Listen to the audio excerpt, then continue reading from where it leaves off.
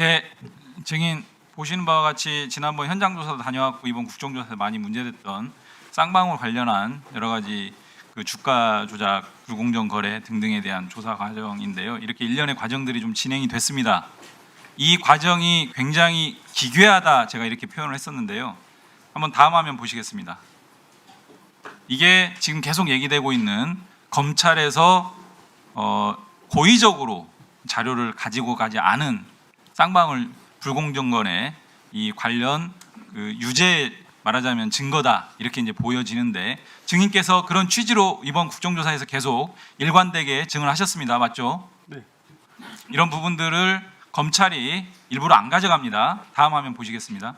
그런데 실제 이 사건과 관련해서 애초에 시작은 검찰에서 이런 것들에 대한 조사 요청을 해서 이제 금감원이 조사를 했고 조사한 결과 저렇게 방대한 증거 자료를 바탕으로 해서 유죄의 혐의를 거의 확증을 했어요. 금감원 입장에서는.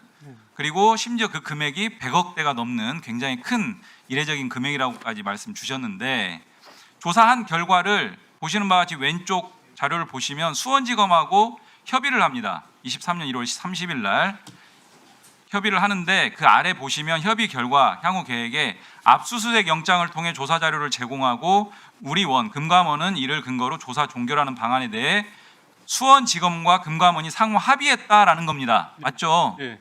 그런데 어찌된 영문인지 오른쪽 보시면 23년 3월 24일자 또다시 이 진행 상황 보고와 관련된 자료 보면 추가 조사 결과를 수원지검에 제공하고 당초 합의한 대로 압수수색 영장을 통한 조사 자료 제공 후 조사 종결할 예정이다.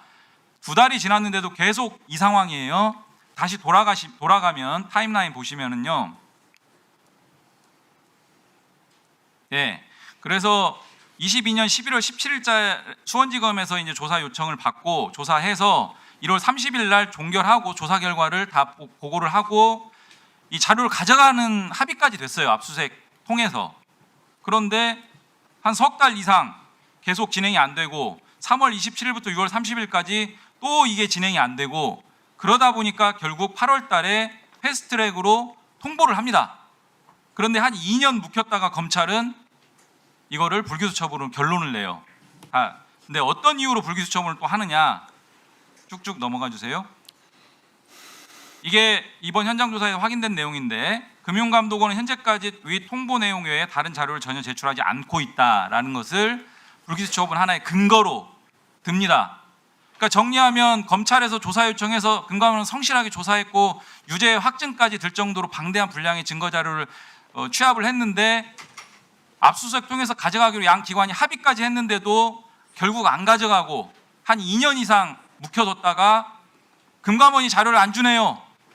이런 근거를 가지고 또 불기소 처분까지 해요. 제가 그래서 이게 굉장히 기괴하다는 겁니다. 총장 대행 다 확인하셨죠?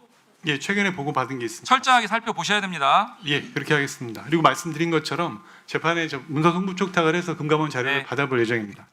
예, 그 문서서무 촉탁으로 가져가기가 쉽지가 않고요. 이게 고민거래 정보가 있어서 저희가 문서로는 보통은 그 보내질 못하고 있는 상태입니다. 그래서 압수수색해서 가져가시는 게 제일 가장 확실한 방법입니다. 자, 3년, 4년 전에 했어야 될 일들을 지금 다시 하라는 겁니다. 총장 대행 들으셨죠? 예, 자, 예, 알겠습니다. 일단 그것까지 확인하고요. 시간 멈춰주시고 증인 들어가시면 됩니다. 김성구, 김성종 두 증인 나와주세요. 이쪽으로 나오시면 됩니다. 두 분 다.